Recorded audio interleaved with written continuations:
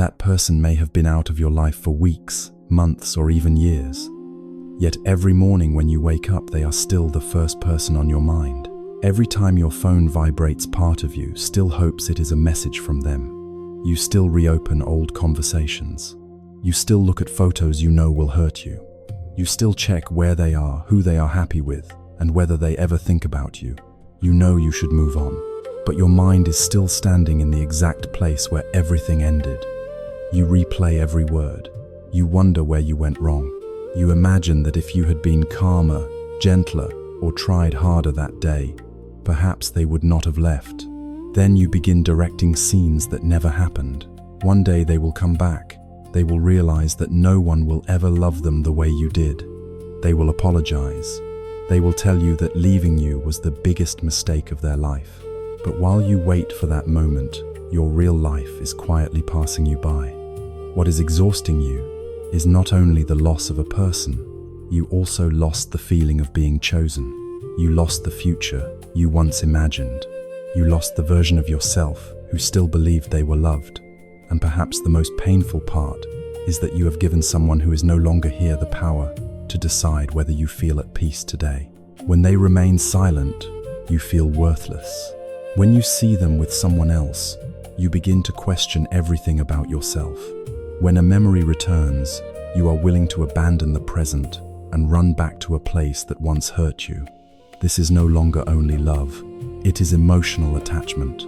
And being attached does not mean you are weak. It means your mind is trying to hold on to something that life has already changed. In this video, I am not going to tell you to forget them.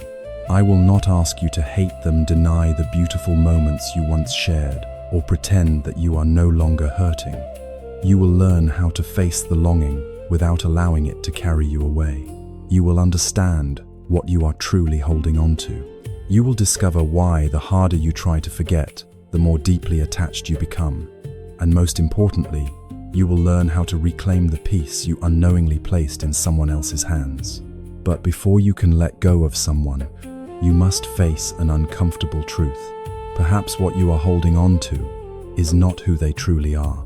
Perhaps you are holding on to a memory, a promise, a future that never happened, or a version of yourself that you are afraid you may never find again. Emotional attachment is not simply about still loving someone. You can still love them, miss them, and feel sad about what was lost, yet remain clear enough not to return to the place that once hurt you. Love and attachment are not the same.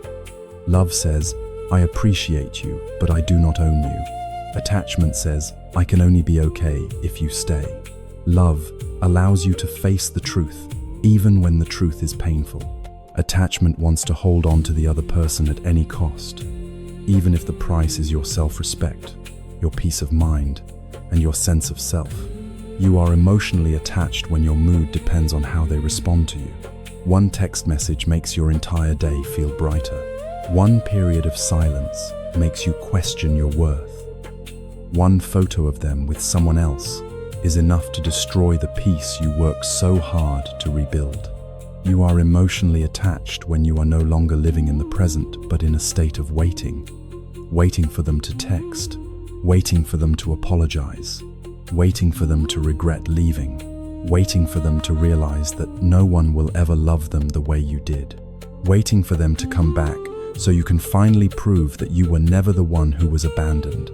And while you wait, your own life stands still. Attachment also appears when you need that person to validate your worth. If they choose you, you feel good enough. If they leave, you conclude that you are unworthy of love. If they stay silent, you begin questioning your appearance, your personality, your age, your financial situation, and every mistake you have ever made. You allow one person's decision to become the final judgment of your entire identity. That is why emotional attachment is so dangerous. It does not simply keep you connected to someone. It hands them the power to define who you are. Then the cycle begins.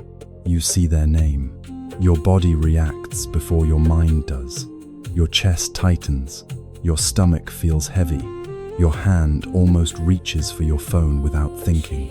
Then your mind immediately creates a story around those feelings.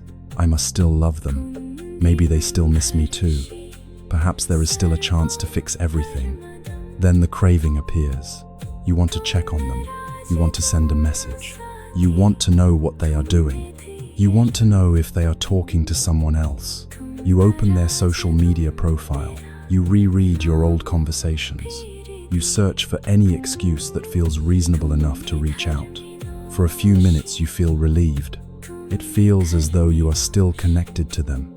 But moments later, you sink even deeper into anxiety, overthinking, and false hope. That cycle is what makes emotional attachment grow stronger. Not because the person is standing in front of you, but because every time the memory appears, you feed it with your attention, your imagination, and your actions. Understand this deeply. Memories do not imprison you. Longing does not chain you down. What keeps you trapped is the way you respond whenever they appear.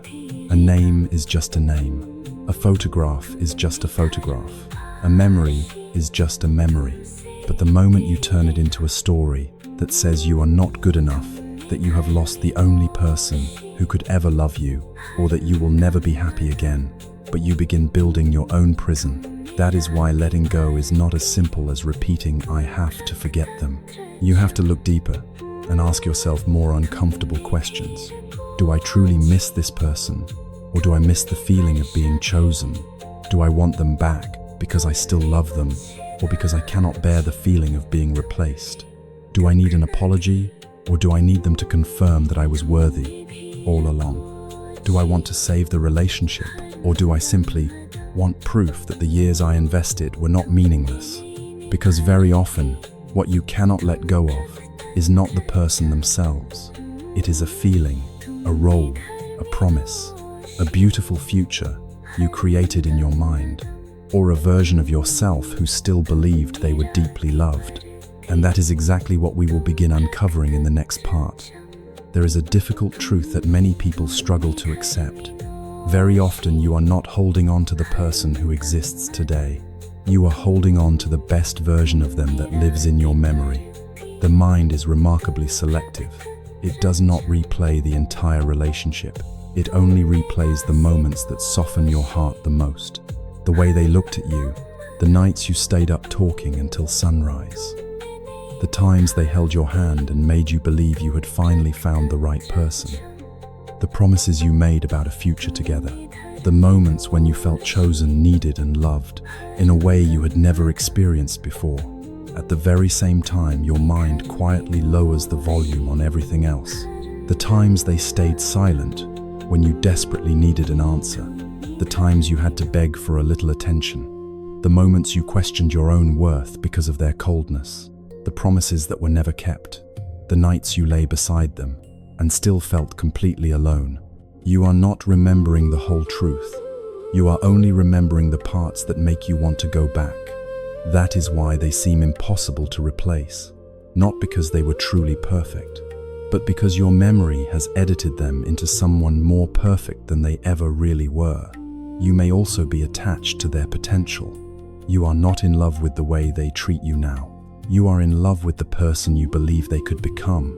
You keep waiting for them to mature, waiting for them to understand, waiting for them to become the gentle person they were in the beginning, waiting for the day they finally love you enough to stop hurting you. But potential is not reality. A few beautiful moments can never erase a pattern of repeated pain. You cannot build lasting peace on the hope that one day someone else will change. Perhaps you are also holding on to a future that never actually existed. You did not just lose a person. You lost the home you imagined building together, the trips you never got to take, the holidays you thought you would share, the marriage that never began, the version of old age you had already written in your mind. That pain is real, but what you are grieving may not be a life you truly lived. It may be the life you hoped would happen, and the more emotion you invested in that imagined future, the harder it becomes to accept that it existed only in your mind. Sometimes what you miss most is not the person. You miss the feeling of being chosen. You miss having someone waiting for your messages, someone asking if you had eaten, someone who made you feel special, someone who made you believe that at last you truly mattered to another human being. When they left, you did not just lose their presence. You also lost the feeling that you were worth looking forward to. That is why you want them to come back. Not only because of love, but because you want them to confirm that you are still enough, that you have not been replaced, that everything you gave was not meaningless, that leaving you was their mistake. If you have listened this far and realized that you were holding on to someone simply to feel valuable again, leave a 1-inch the comments, not to judge yourself, but to honestly acknowledge that you have finally seen the chain that has been holding you back. And there is an even deeper layer beneath all of this. Perhaps what you cannot let go of is an older version of yourself, the version who laughed more, who felt more confident, who carried more hope, who believed more deeply in the future, the version who woke up each morning feeling that they truly belonged to someone. When the relationship ended, you did not just lose them, you also lost the answer to a painful question: who am I if there is no longer an us? That is why so many people return to unhealthy relationships, not because they do not know they are suffering, but because returning to familiar pain feels easier than building a new identity from the ground up. The pain you know leaves you exhausted, but the unknown fills you with fear, and the mind almost always chooses what is familiar, even when what is familiar is slowly destroying you. You may also be holding on because you want to prove something. You want them to regret leaving. You want them to see how much you have grown. You want them to come back only after you have changed. You want that moment to prove that you were never the one who lacked value. But if your peace still depends on them realizing something, then they still hold the power. You have not truly let go. You have only replaced waiting for their love with waiting for their regret. Either way, your life is still revolving around them. Ask yourself these questions with complete honesty. Am I missing the person they truly are, or the ideal version my memory has created? Am I in love with reality, or am I attached to their potential? Am I grieving a real relationship or a future that never actually existed? Do I want them back because of love, or because my self-worth has been wounded? Do I miss them, or do I miss the version of myself who once felt chosen by them? You cannot truly let go if you keep misidentifying what you are holding on to. And once you finally see it, do not rush to force yourself to forget, because the harder you try to push a memory out of your mind, the more powerfully it comes back. That is the trap we are going to break in the next part. After a relationship ends, many people give themselves the same command: I have to forget them. I can't think about them anymore. I have to be okay. But the harder you force your mind to stay silent, the more vividly that person returns. The reason is surprisingly simple. To check whether you have truly forgotten them, your mind first has to bring them back. You tell yourself, don't think about them. Instantly, your mind creates an image of them, so it knows what it is supposed to avoid. You ask, why can't I let them go? Your mind immediately reopens every memory, searching for an answer. And without realizing it, what you call healing becomes another way of training your brain to remember them. The harder you push, the tighter you hold on. The more you resist, the stronger it becomes. But suppression is not the only way you keep emotional attachment alive. You also feed it through memories. You look through old photos, reread old messages, listen to familiar songs, and revisit places the two of you once shared. You tell yourself, it is just one last time. But one last time is rarely the last time. Every time you go back, you reactivate the same emotions. And every time those emotions return, your mind learns the same lesson: this person still matters. You may also strengthen your attachment by pretending that you are fine. You bury yourself in work. You post cheerful photos online. You rush into a new relationship just to fill the emptiness. But if every action is really about proving that you have moved on, then they are still at the center of your life. You are still living in reaction to them. Even hatred is not the same as letting go. You want them to regret losing you. You want them to fail. You want them to hurt the way you once hurt. But if their life still determines how you feel, they still have power over you. Take a close look at this cycle. A memory appears. You mistake your longing as a sign that you should go back. You pick up your phone. You see something that hurts. You begin overthinking. You start hoping. Then you end up disappointed. And the cycle begins all over again. The memory is not what keeps you trapped. Your familiar response to the memory is, to break free, you do not have to fight your longing. You simply have to stop walking down the same old path every time it appears. When you miss them, do not immediately reach for your phone. When you feel lonely, do not automatically assume that going back is the answer. When your heart tightens, do not treat it as proof that you are meant to be together. An emotion is simply happening. It is not a command. Quietly say to yourself, there is longing, there is an urge, there is imagination. Do not argue with it. Do not call yourself weak. Do not turn a feeling into your identity. Simply take one small step back and observe it. That tiny space is where your power begins to return, because an emotion is not who you are. A thought is not the truth. A breakup is not your identity. And someone walking away does not have the right to define the rest of your future.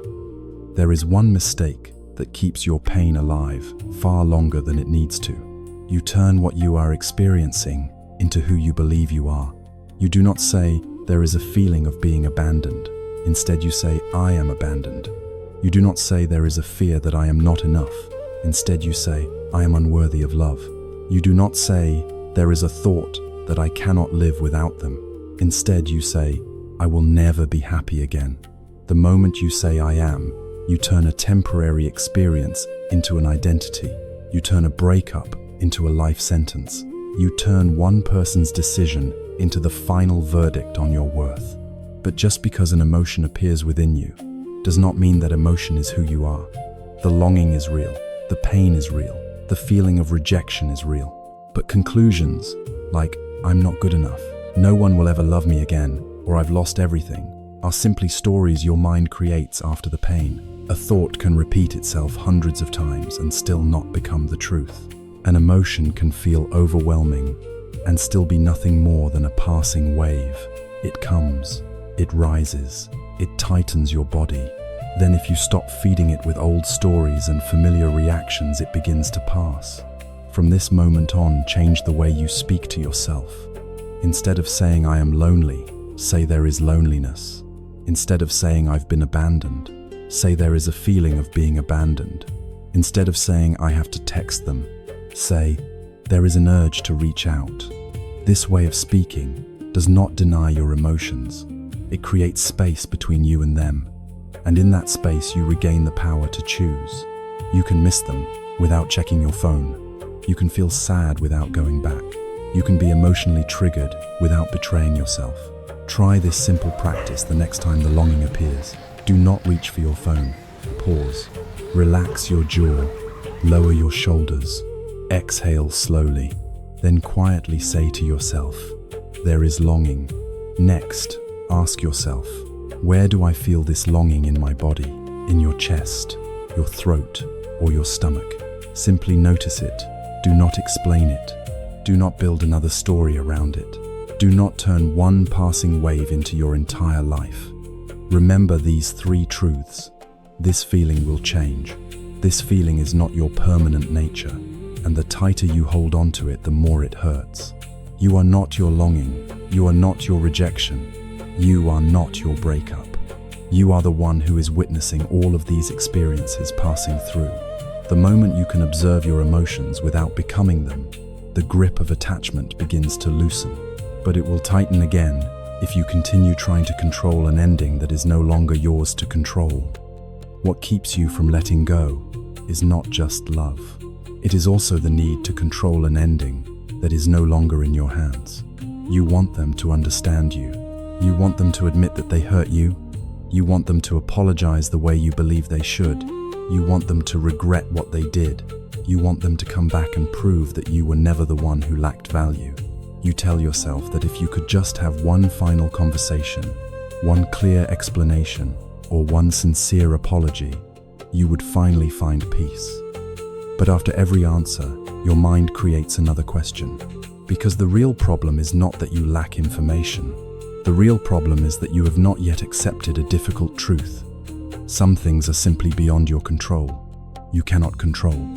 whether they come back, whether they still think about you, whether they ever apologize, who they fall in love with, what they say about you. But you can control whether you keep checking up on them, whether you send a message when your emotions take over, whether you continue idealizing them, whether you honor your own boundaries, whether you rebuild your life or keep standing still waiting. Before you take any action, ask yourself these two questions. Am I missing the real person or the idealized version I created in my mind? Will this action help me heal, or is it simply feeding my emotional addiction? If checking their profile, texting them, or following their life only pulls you back into the same old cycle, do not do it. You cannot heal while waiting for the person who hurt you to become the person who saves you. Peace begins the moment you stop demanding that something outside your control must change before you can move forward. And from this point on, you need more than understanding. You need a practical path for letting go through your actions. Letting go is not about sitting still and waiting for your feelings to disappear. You have to train yourself to respond in a new way. Step 1, notice. When the longing appears, do not reach for your phone. Simply name what is happening. There is longing, there is loneliness, there is an urge to reach out. Step 2, calm the body. Place both feet firmly on the ground. Relax your jaw. Lower your shoulders. Exhale more slowly than usual. Notice where your body is holding the most tension. Is it in your chest, your throat, or your stomach? Do not rush to ask why. Let your body come out of alarm mode first. Step 3, find the real need. Ask yourself, do I miss them, or am I afraid of being alone? Do I really want to go back, or do I simply want the pain to stop? Do I need their love, or do I need reassurance that I am still worthy? The moment you recognize your true need, you stop expecting one person to heal a wound they were never capable of healing. Step 4, let go through your actions. Do not check their social media. Do not reread old messages when you are emotionally vulnerable. Do not contact them while your emotions are running high.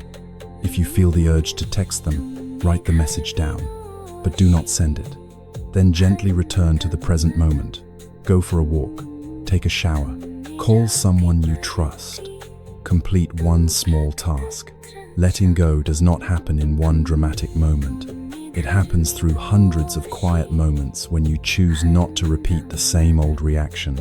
Every time the longing appears, and you refuse to feed it, the grip of emotional attachment loosens just a little more. Many people are afraid to let go because they misunderstand what letting go really means.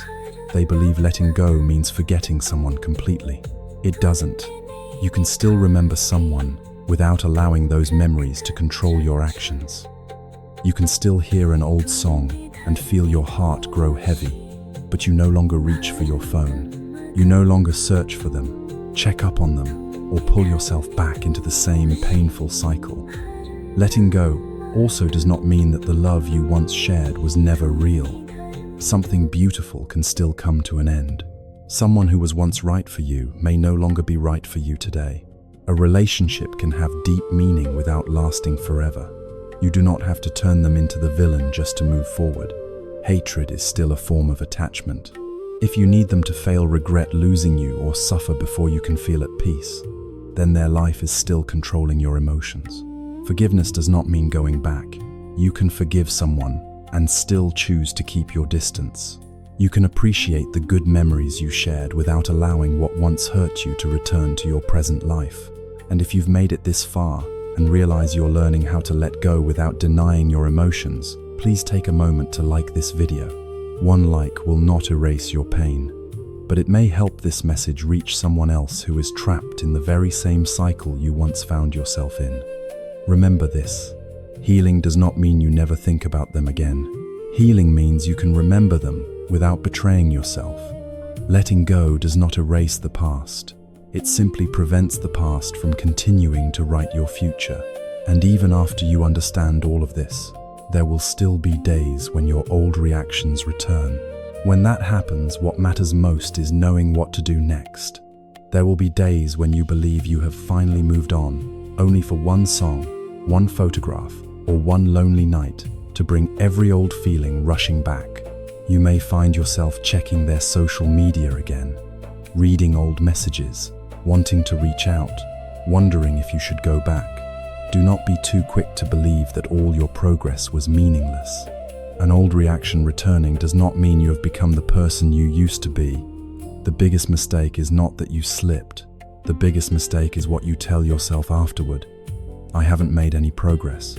I'm too weak. Maybe I'm still meant to be with them.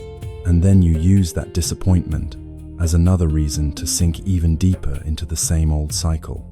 The moment you realize you have fallen back into an old habit, stop right there. Do not keep checking. Do not send another message. Do not torture yourself with questions that have no real answers. Put your phone down. Take a slow breath. Name what is happening. There is loneliness. There is a fear of being abandoned. There is a longing to feel chosen. Then ask yourself, what triggered me just now? Do I truly need this person, or do I need to feel safe? What is the next step that protects my self-respect? Healing is not a straight line. Some days you move forward by miles. Some days you miss them again. Some days you feel strong. Other days, the greatest thing you can do is simply not send that message. And sometimes not sending that message is a tremendous victory. Do not measure your progress by whether you still remember them. Measure it by whether you notice your patterns sooner, react a little less, and find your way back to yourself a little faster each time. You do not have to be perfect to become free. You simply have to keep returning to yourself every time your mind tries to pull you back to the place you have already outgrown. You do not have to forget someone completely before you can say you are healing. Real progress is often quiet. It reveals itself in small, almost unnoticed moments. You begin recognizing your emotional triggers sooner. You see their name, but you no longer feel the immediate urge to open their social media. You miss them, but you do not send the message. You feel sad, but you do not return to the place that once caused you pain. You can spend time alone without feeling overwhelmed by panic. You stop rehearsing endless conversations in your mind. You no longer need them to regret losing you in order to feel worthy. You no longer need the perfect apology before giving yourself permission to move forward. You begin remembering the moments that hurt you instead of only idealizing the beautiful ones. You return to your work, your friendships, your health, the dreams and goals you once abandoned. You begin to imagine a future without them. And for the first time, that future no longer feels completely empty. Do not measure your healing by asking, do I still remember them? Instead, ask yourself, do I still react the way I used to? In the past, one memory could ruin your entire day. Now it may only make you pause for a few minutes.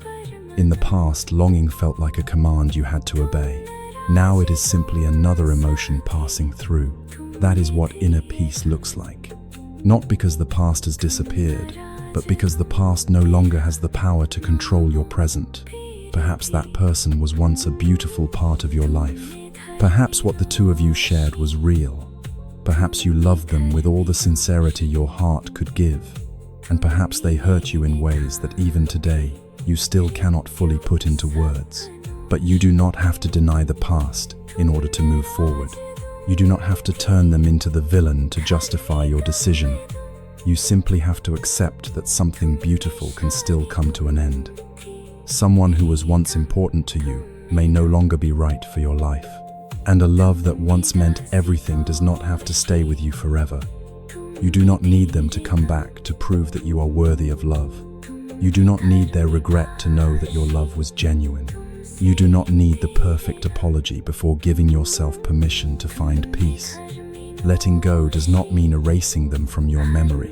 It means no longer giving those memories the power to control your present.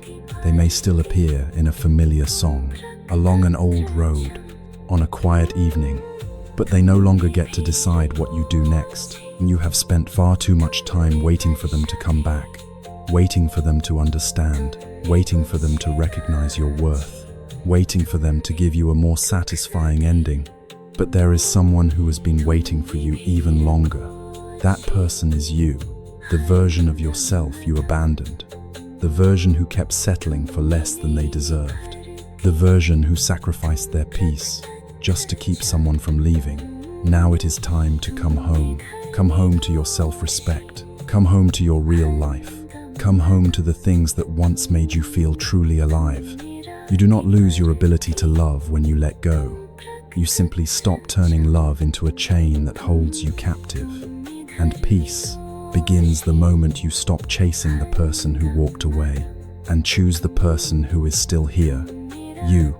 If this video helped you see yourself more clearly, subscribe to Healing Journey Buddhist Meditation and continue walking this path toward inner freedom and lasting peace with us. And don't miss the next video. You will never feel free until you stop chasing the wrong people. Because sometimes the thing that keeps you from being free is not the person who left. It is the choice to keep chasing people who never truly chose you in the first place.